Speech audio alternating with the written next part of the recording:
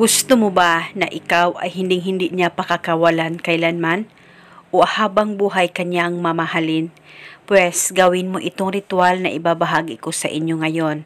Lalong-lalo na kung kayong dalawa ay palagi na lang nag-aaway o palagi na lang nagbabangayan sa isa't isa at away-bati kayong dalawa.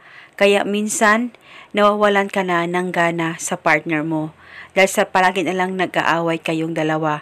Pero ayaw mo na tuluyang magkahiwalay o tuluyang masira ang samahan at relasyon ninyong dalawa ng partner mo.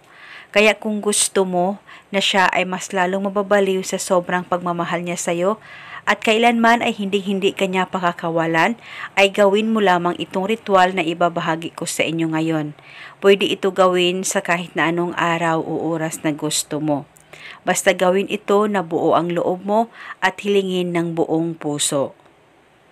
At kung bago lamang napadaan sa channel na ito, ay huwag niyo pong kalimutang mag-subscribe at pindutin ang notification bell para palagi kayong updated sa mga bago kong videos.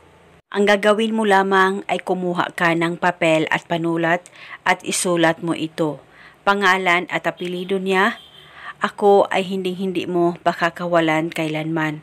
Isulat mo muna ang pangalan at apelyido niya, tsaka yung hiling ng 3 beses, pangalan at apelyido at ang hiling.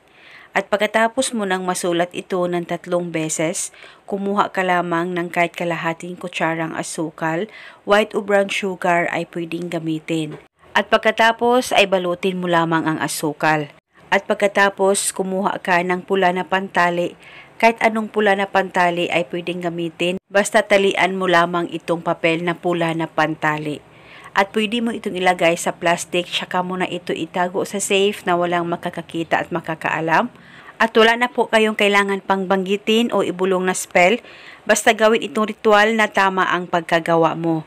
At itago ito hanggang kailan mo gusto at paniguradong kailanman ay hindi kanya pakakawalan at habang buhay magmamahalan kayong dalawa. Basta magtiwala lang sa mga ganitong pamamaraan.